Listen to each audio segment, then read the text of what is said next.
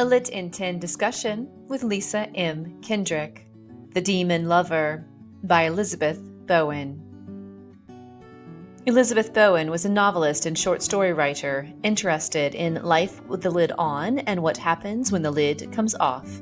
Bowen examined the betrayal and secrets that lie beneath the veneer of respectability. She wrote prolifically and was well known and highly respected in literary circles. Her marriage was one of friendship, and she famously had a 30-year affair with another man, as well as shorter ones with women. Her writing is considered quintessential London. Gothic literature is a type of imitation medievalism. When it was launched in the late 18th century, the genre featured first-person accounts of terrifying experiences in Gothic-style castles with dungeons, secret passageways, flickering lamps, and eerie noises. Other Gothic criteria include omens or visions, use of symbols, supernatural or inexplicable events, overwrought emotion, women in distress, historic and naturalistic scenarios, and heroism.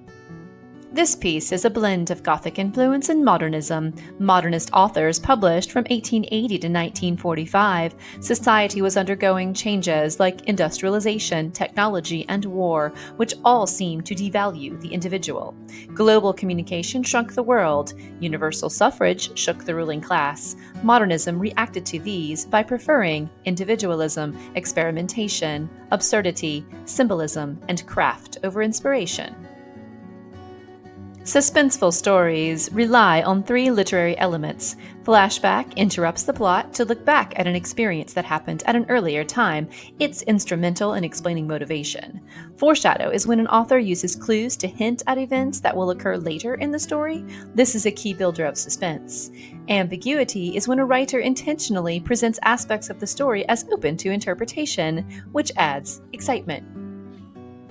In The Demon Lover, a married mother of three returns alone to her closed-up house in a mostly empty London during the German Blitz of World War II. She's making an unscheduled stop to grab some items that the family needs while living in the country.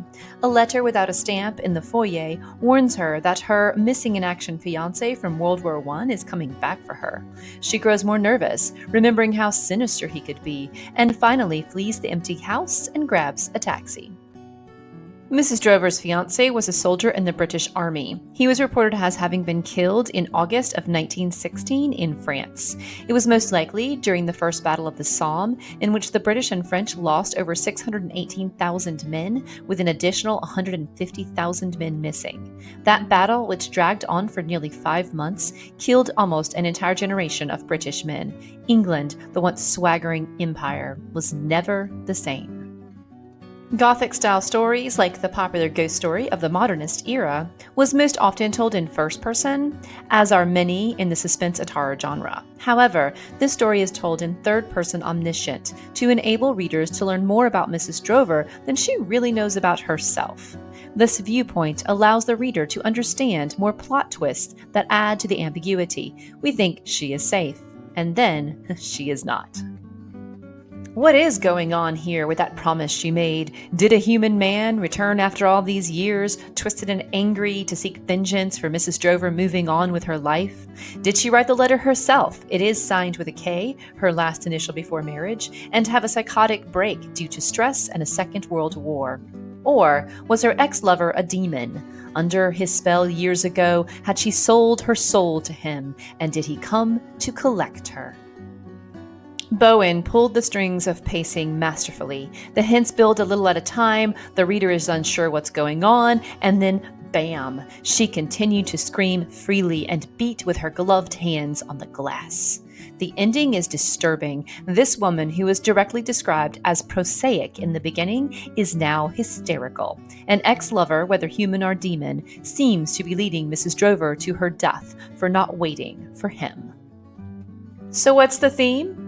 Not to sell your soul to the devil? Well, this is perhaps a modern take on that Faustian archetype, but really the theme is about our impressions of what is real and what is illusion. It is also about how humans sometimes repress terrible memories to the point that we can convince ourselves something never happened. Lastly, it's about war. 2 wars that emptied London and killed over 1 million men.